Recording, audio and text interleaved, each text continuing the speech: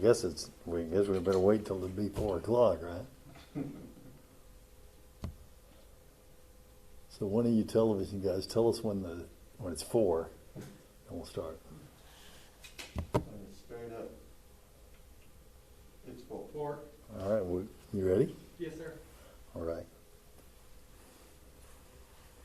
Thank you, everyone, for coming today. In a few moments, we'll unveil our COVID-19 risk rating system for Dallas County.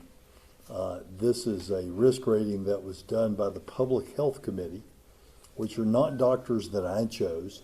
They're doctors that the hospitals chose to be the chief of infectious disease, for instance, at Baylor and UT Southwestern, or the president of the Dallas County Medical Society, or the CEO of the hospital is chosen by a board, or the head of epidemiology at a hospital. And so we'll unveil that, but first I want to share the daily numbers and then some good news on testing and some challenges on testing. So today we had we tied for our highest day of new positive cases, 253, and that we now stand at 6,123 cases here in Dallas County, COVID positive cases. There is some silver lining to that high cloud, though. We've seen those case numbers hang out around 250 for the last nearly week. So it's really too early to say. The doctors won't like me saying this, but it could be that we're at that plateau. So the medical models showed that we would reach our peak. This is, by the way, these medical models would be pre-Governor Abbott opening Texas before the doctor said he should. But assuming that does not blow the model was that by late April to early May, we would see our peak, and then you'd have what's called the plateau. So it doesn't go like this, right? It doesn't go like this. It goes more like this, and then it gets to the top, and it goes along on a plateau, and then it begins to gradually go down. We may be at that plateau because we haven't seen much of a rise off of 253. Couple of provisos on that. It is hard to predict what a virus will do, and the models didn't take into account the increased activity from all of the openings that have taken place over the last 3 weeks. And we did have 2 residents that lost their lives. That brings our total up to 145 for the county. Both residents today that died were long-term care facility residents. Of the cases requiring hospitalizations, and this is an important thing to remember, 2/3 of those folks that required hospitalization are under 65, okay? And about half the folks do not have high-risk health conditions. Of the 45 deaths to date, about 1/3 of the people who have died have been members of long-term care facilities, residents of long-term care facilities like nursing homes. So about 2/3 have not been. The outbreaks are not numerically high in nursing homes, but the death rate in nursing homes is very high. So here's some good news. I want to share with you that some of our private retail partners are stepping up during this response and providing additional testing for our residents. This past Saturday, Kroger Health opened a free drive-through testing site at City Square, which is at 1610 Malcolm X, and that's a little bit south and east of downtown, but pretty much the downtown area. And they're going to be open Saturday and Monday, 8:30 to 2:30, Tuesday, Thursday, and Friday, 1 to 5. That information will also be on our website. And in the past few weeks, we've opened up a couple of Walmart COVID-19 testing sites, one in Carrollton and one off Webb Chapel Road. And those have worked well, so today we're announcing 4 more. This Friday, we'll be opening additional sites. City of Dallas on Coit Road, 15757 Coit Road. This is north of 635.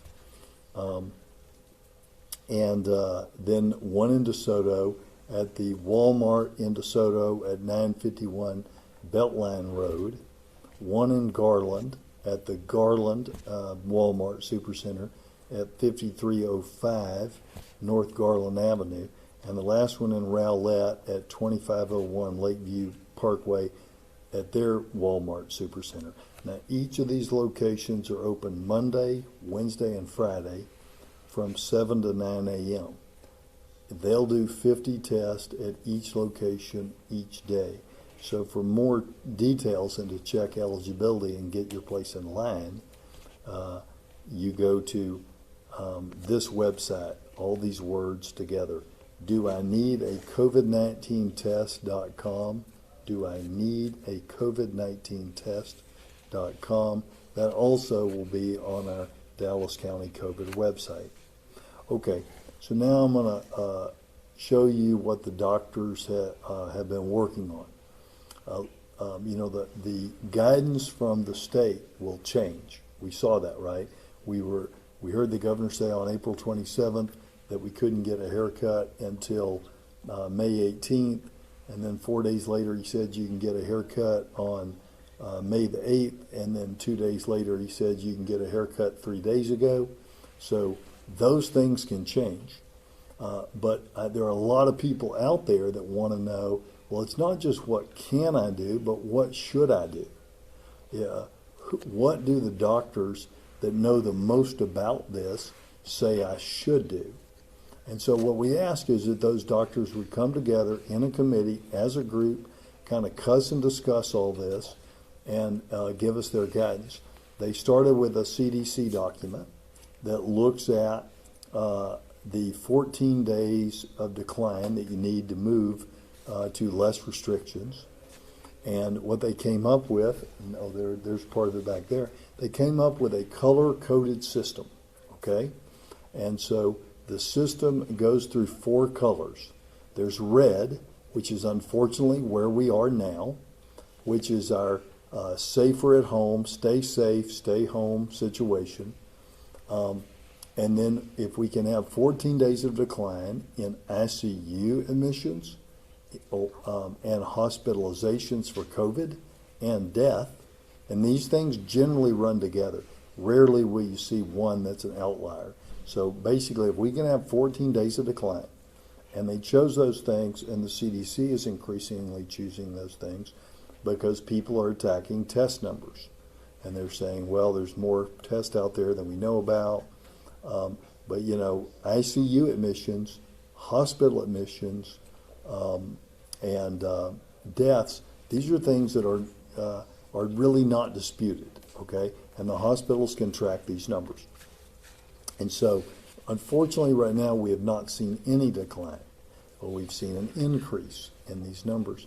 But if we're on that plateau that I talked about at the beginning, you get to your peak, which the early model said was around last week or this week, then you do your plateau, then you begin your decline. So if the early openings have not messed that up, perhaps we're entering the plateau. And so soon, if that's hasn't been blown out of the water, then perhaps we'll soon enter the decline. So after 14 days of decline, let's see what we got here, you'd move to orange. And if we could, before we do that, let me give you a little bit of preface, because I'll tell you with orange, right now they would say not such a good time to get a haircut, but when you get to orange, you can get a haircut. Right now they would say not a good idea to go have an in-restaurant dining experience, but when you get to orange, it's okay for people under 65 and without underlying health conditions. And then of course when you get to yellow, I think yellow is the first color that they would recommend us taking a vacation, taking travel. And green is the new normal. Green is where you get to that, here's some of them now. Green is where you get to what the new normal is until we find that vaccination.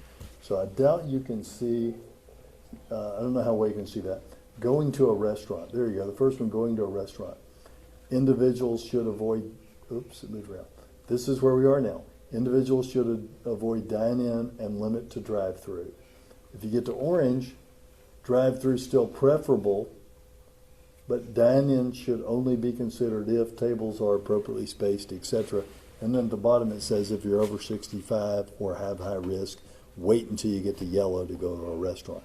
And so this is a very simple document that the doctor spent a lot of time, did a lot of effort on. It's not Clay's opinion, although I will just accept it as mine because I'm paying attention to what the doctors are saying, and I am sponsoring and telling you their information. But it's not some elected official's opinion as to what you should do. It's the people that are the chiefs of the departments that are these specialties. These specialties for what we have in a pandemic is called epidemiology, the study of epidemics. Infectious disease, COVID is an infectious disease. So in the infectious disease chiefs, public health, that's what Phil Huang is. Doctors who have PhDs and masters in public health.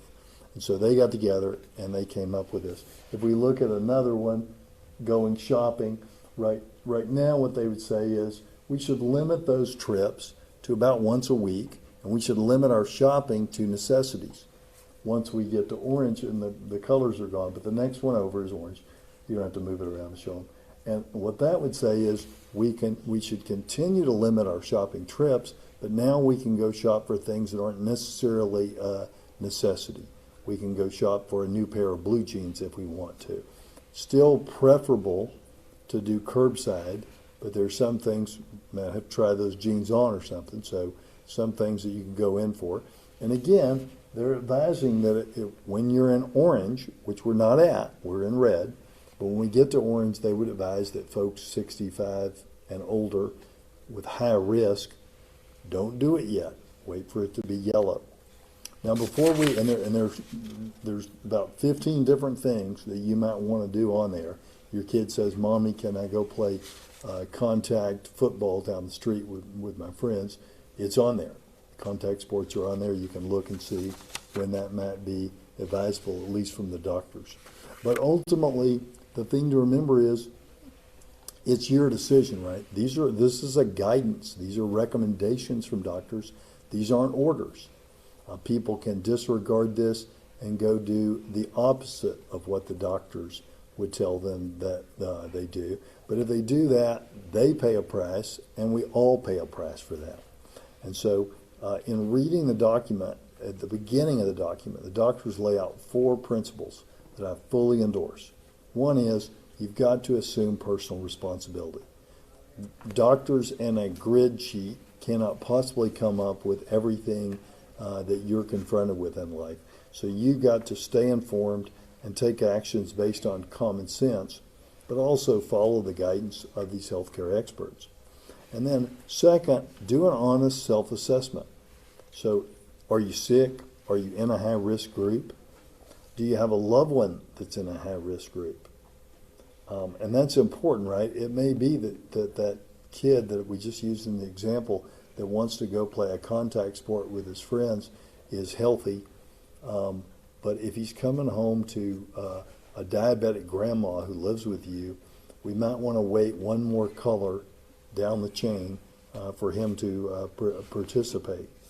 And so also think about this. Is this something I want to do? Since all these things carry risk, is it something I want to do, or is it something that I need to do? At least early on, it doesn't mean you're never going to do these things again, right? It just means that while we're in these red and orange colors, really until we get to that green color, everything that you do carries with it some abnormally high risk. And so if you don't have to do it, go ahead and try to delay it if you can. And if you have to do it, try to do it in the safest way possible. They remind you the importance of performing good protective hygiene, physical distancing, and wearing your cloth face covering when you're on public transportation and when you are at these activities, going to these stores. So again, going through the colors, red is stay home, stay safe, avoid crowds. Oranges use extreme caution. We gave you some examples of things that loosen up when we get to orange, which could be 2 weeks from now, and it could be 3 weeks from now. It's hard to know. We know it's at least 14 days from now because we've yet to see 1 day of decline.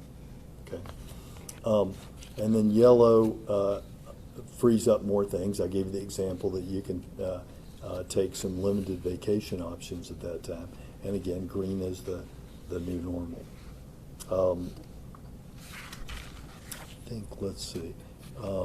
It's important also to remember, here's some of the things that are included in the document, which is available at DallasCountyCovid.org.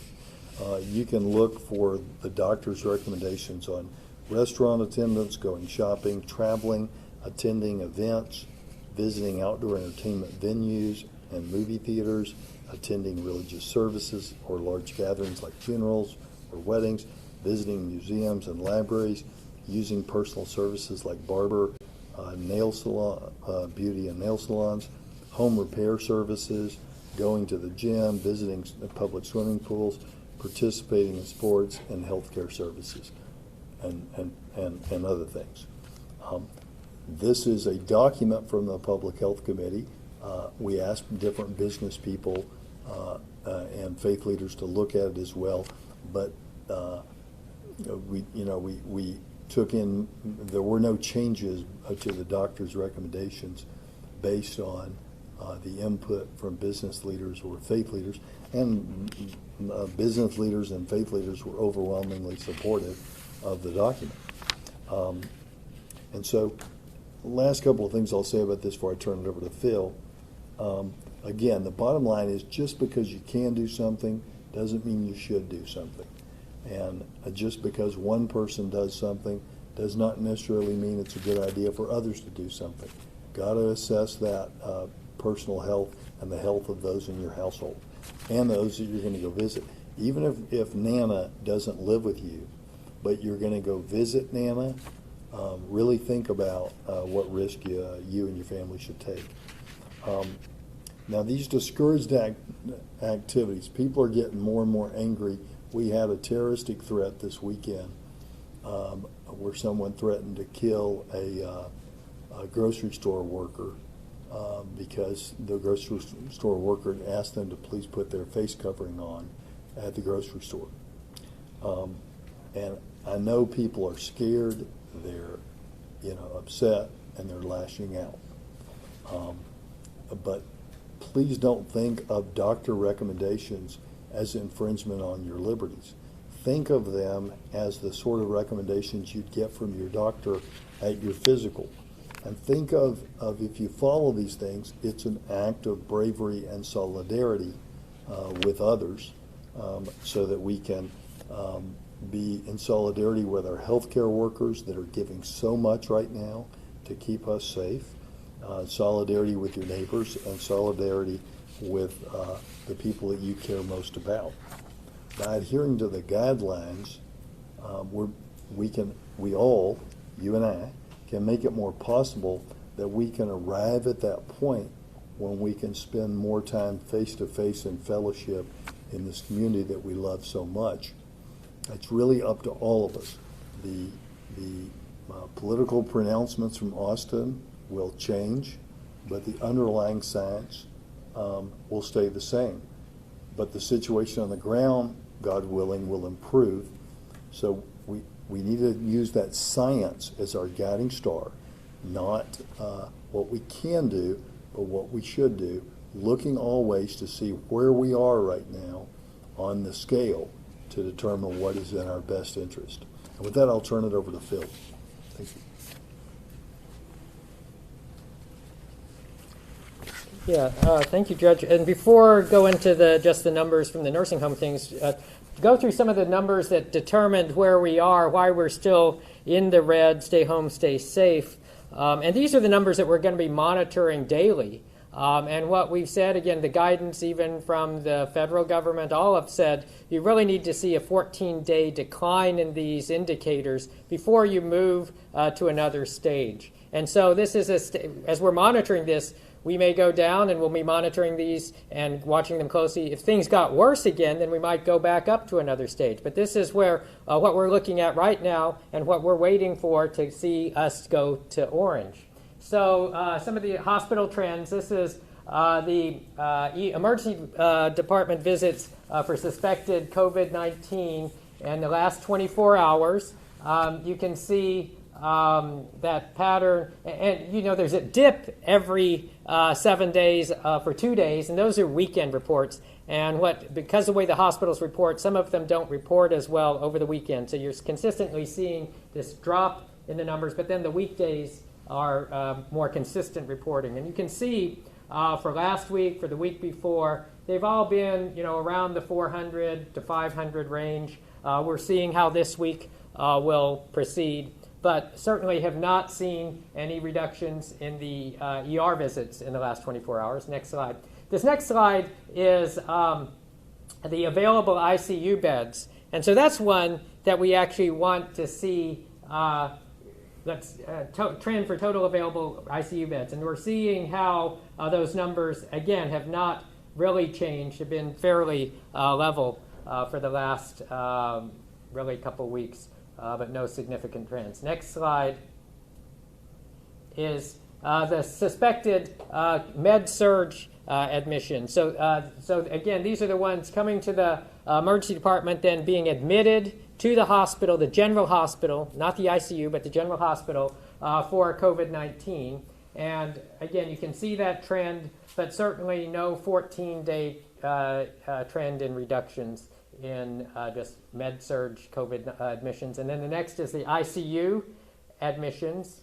And these are new admissions to the ICU with suspected COVID-19 in the last 24 hours. Again, no significant declines really in the last 14 days, and we'll watch this, keep watching this. Next ones are the hospitalizations, the hospital sort of census, the confirmed number of lab-confirmed COVID-19 in the general hospital. And you can see actually the latest numbers today are even almost as high as we've been in terms of lab-confirmed COVID-19 general hospital hospitalizations. And then the last one is the lab-confirmed ICU hospitalizations. And again, sort of that number is still up there. So for all of these, we're watching them every day. We'll see. We're waiting for that 14-day decline, and then that's when it will be, the recommendation would be, yes, we move on to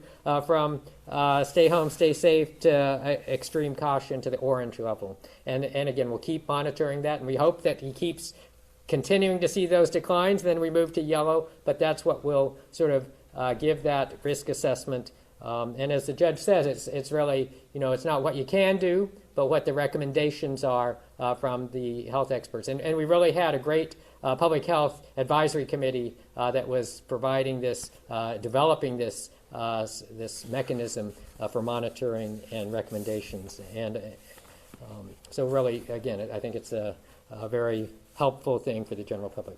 So I'm just going to go through the numbers, the jail numbers, the long-term care numbers to close it out. As the judge mentioned, we reported another 253 cases today, brings our total case count to 6,123 and 2 new deaths, so that we have a total of 145 deaths.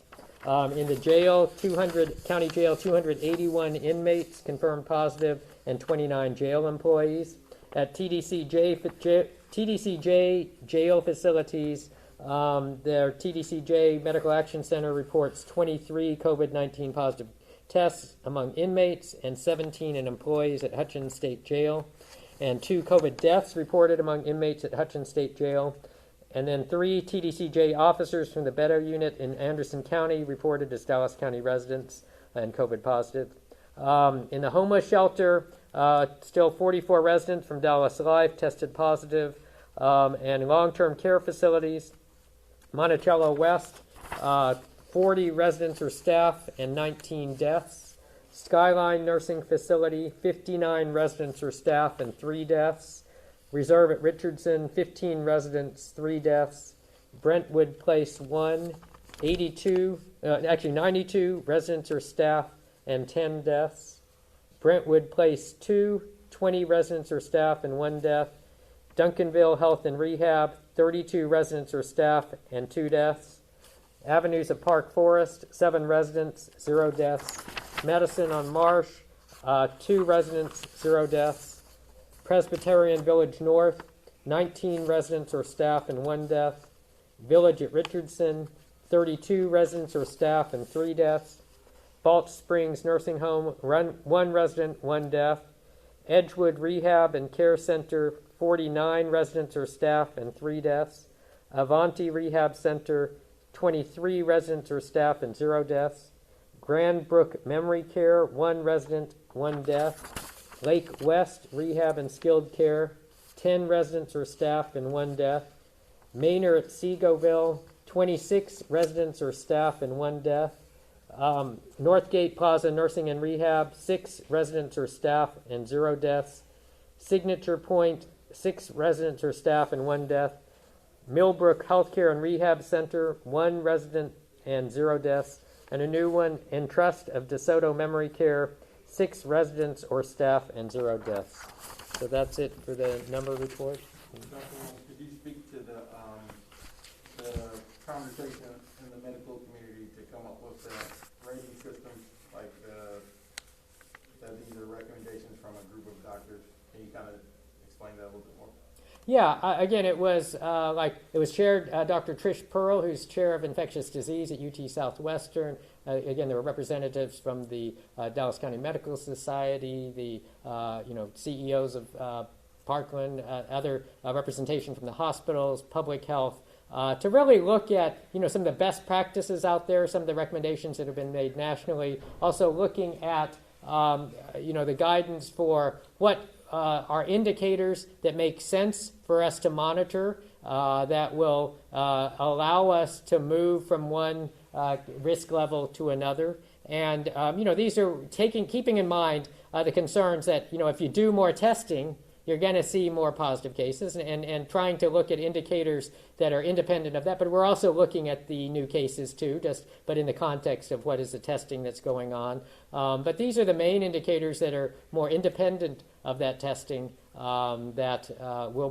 we're monitoring those daily and are going to be reporting those. And the risk level is only based on hospital data. It's not, I know you guys have been talking about testing, but the code level and all that. And some of it also, the mortality, the deaths. But we'll look at the number of new cases, but in the context also looking at how many tests are being done. And just, all these data points are part of, and we're going to look at everything, but some are more, we recognize maybe more independent from the testing, but we'll put it all in that context.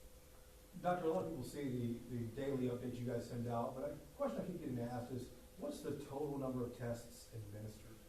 So that's a good question. There is, the governor's office and the state health department is collecting from a lot of the labs. The mayor's office requires reports, but all of them are still not getting all the tests. And there's acknowledgement that there are still gaps in it. We're looking at those numbers. We've been trying to collect those also for the county, but still there's just incomplete reporting from all the private, commercial labs and everyone that's reporting. So we don't know the exact denominator. Some of the reports on our Tuesday and Friday reports just look at the denominator for hospital reported. And so we've been reporting the percentage of those that are positive to try to get, because that's one other indicator, percent of tests that are conducted that are positive.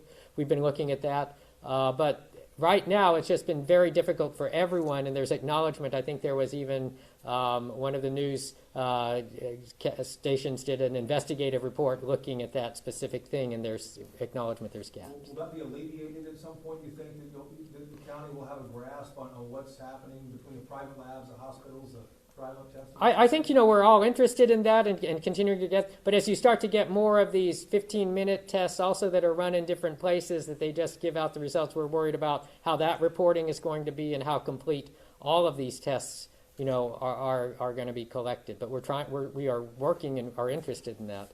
The other question I keep getting asked, Doctor, is the number of recoveries. Mm-hmm. These numbers date back to March 10th, 6,100 people. I'm guessing quite a few of them have recovered. We only have, 140 45 deaths. Am I right to assume that? Yes, I mean, that's the question that's come up. It was actually on a CDC call this morning because a question comes up, but CDC acknowledges, all the epidemiologists acknowledge, we don't have a standard definition for what recovery is. There's a lot of people who are still not feeling well, after weeks. There's not a clear definition of that. We don't have people who are hospitalized are going to be, a much longer recovery time. So there's not a standard, and we have not had the manpower to call all 6,000 of them every week to say, are you recovered yet? And so that's been part of the difficulty with doing that. Some smaller communities have done that. We have not been able to do that, but it's a question, some communities just make an assumption if you haven't died and you were, diagnosed a certain period of time before that, then you must have recovered, but there's difficulty in, getting that exact. Last question I have, I think the second slide that Rebecca showed a moment ago was the med-surg hospitalizations. Mm-hmm. And it looked like it peaked on April 30th, and it appeared to be like trending down after the first couple of days of May. And is that, to what I understand, actually that's the last one of the last ones. Is that the one you're talking about? It was like the second or third one that we showed. Okay, yeah, that was It was back. the So first was, med-surg. okay. Yeah, The admissions, that right admissions. there. So it shows April 30th it peaks, and then from like May, 4th, 5th, it looks like it's trending down. Is that the metric that the governor is looking at on a statewide level? I'm not sure exactly which one the governor, I still don't know that we've seen any 14-day declines. One of the things on that day after that big peak, it's weekend days, and those are, again, have been very unreliable on reporting the hospitals. So that drop right after that there'd be a caveat with that. And so again, when you're looking at overall trends, we're not seeing this decline for 14 days. Do you have any information as to, or are you guys even factoring this, is there a positive test rate yet? I know that's something also that the governor. Yeah, I mean, we have looked at, like, even some of the mayor's reports. It's been running 13-14% around that. And we do monitor that. I think I'll have to look. Actually, I know. So we look at the hospital ones and the other ones. I think when on the last report, the hospital percentage rate was down some. So. And to make sure I understand that, is that 13-14% of all tests administered in the county? Pardon? Sorry about the math. No. I couldn't get off my glasses there. Is the positive test rate of 13 or 14%, is that of all the tests administered in the county? The 13 to 14% positive rate that we've seen is based on the reports to the mayor's office, because they have a better complete reporting than we are currently. But then also, again, there's a estimate from the hospitals, hospital reporting, and I think that was more in the 12% range. So, and not to put you on the spot, so you're saying the 13 to 14% is tests admitted, tests reported, just tests, not hospital tests. You mentioned 12 are hospital tests, 13, 14. Yeah, and I don't quote me on that 12%, but it's on the last report that we just did Friday. But I know the 13 to 14% has been for the the commercially reported. But again, it's not a complete reporting of all the tests. Yeah. Is that good, bad? What is that? I mean, it sounds good to me, but I don't have anything to base it against. It's been indicated probably you want to get less than 10%, and that would show that we're doing more adequate testing. But again, there's some, questions in terms of the sampling. We still don't have all the testing we want, so it's not like there's still some targeted testing and things like that. So it's not just a random sampling and of getting people tested. Judge or doctor could address the next thing. I'm just curious about more testing. Any idea when companies that want to reopen can test their employees once a week? And we saw at the White House this week that Katie Miller, who's the vice president's spokeswoman, she on Thursday had no symptoms. On Friday she's tested with no symptoms, but she's asymptomatic. She has it. Are we going to have more testing online soon, do you think, or available for private companies to ramp it up? I hope so, but it doesn't look incredibly promising. I mentioned the 4 new Walmart sites, the Kroger site, and the 2 other Walmart sites. Those are about 50 tests a day at each of those sites. But the feds are, unless they change their mind, they're going to pull our 1,000 tests a day on May the 30th will be their last day. We're negotiating with them to try to keep them here. I've got to call them either tonight or in the morning, I can't remember, to get them to kind of have a well, I guess I probably shouldn't talk about that on television. Where's the test going? Are they going somewhere else? I'm not sure. But I guess since I started, I'll say this. I think a good compromise would be for them to continue providing us the kits and providing us with the lab services, and then we'll take care of everything else. And what's the date on that, Judge? That'd be the end of this month. Okay. But we're going to need to see a couple of breakthroughs, okay, to get to. So, by the way, Jason's question was about increased testing, where we are in increased testing. So, and I had mentioned that we run the risk of losing 1,000 tests if we don't work out an extension with the feds at the end of May. So beyond that, and that's taking up a lot of my time and me and Phil's and others' attention right now.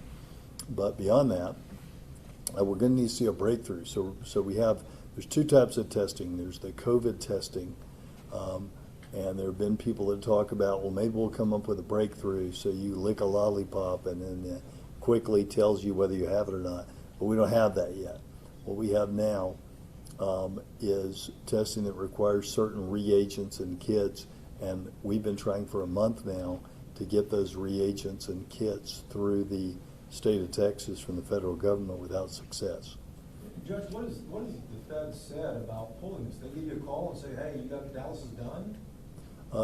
They said they were pulling back from continuing to do testing at the end of this month, and so we're going to work on finding a way to keep that going. We probably need their help to do it, but we're working a lot of different angles to keep that going because that's an important community resource that we need. The other kind of drive-up test, right? The drive-up test. That's the American Airlines Center and the Ellis Davis Fieldhouse. How big of a hit's that going to be for Dallas? Because y'all have been doing a lot of tests there. So you're asking how big of a hit would it be to lose that? It would be a big hit. That's 1,000 tests a day. And as I pointed out, those new Walmart sites, all four of them together, won't be 1,000 tests a week. Okay? So you take all the new sites that I just talked about today, the 7 sites that I talked about today, together they wouldn't be one day of those sites. So we've got to find a way to keep that going. We'll continue those, negotiations. This has happened before, Jason. We had a deal where we were 2 days away from them leaving, and we got an extension, and then we got another extension shortly after that.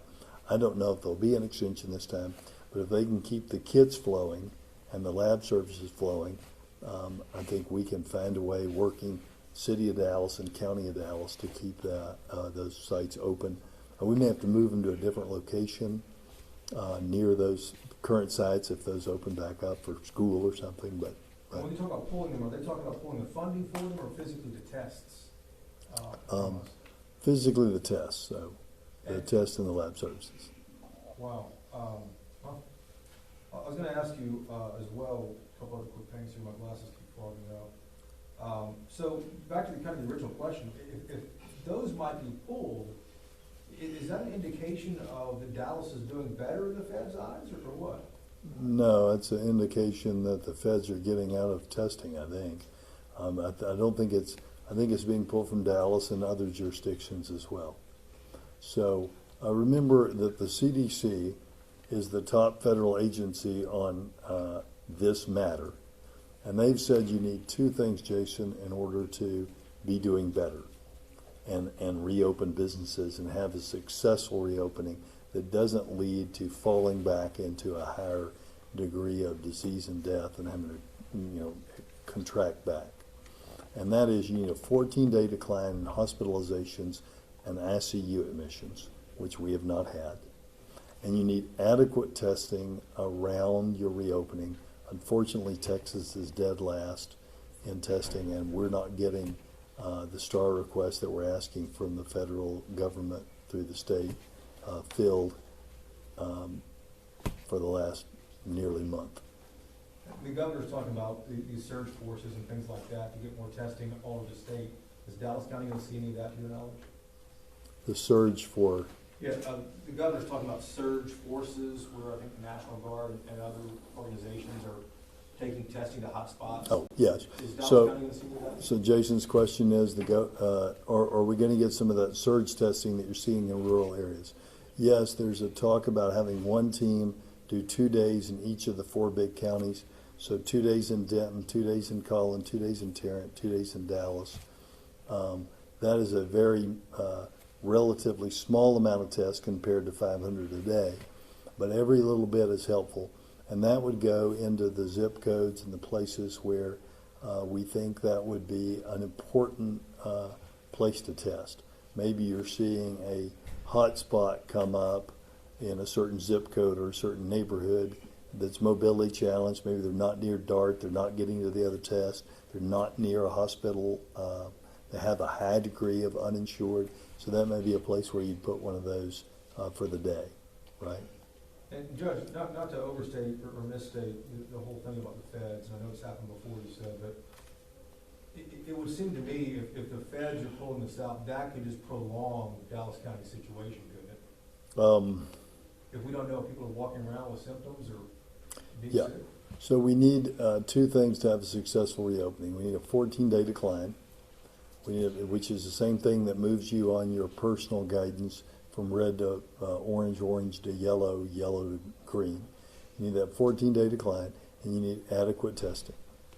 And the short answer is we haven't had a 14-day decline. Heck, we haven't had a 2-day decline in these things. Outside of a weekend, because hospital reporting sucks on the weekend, okay?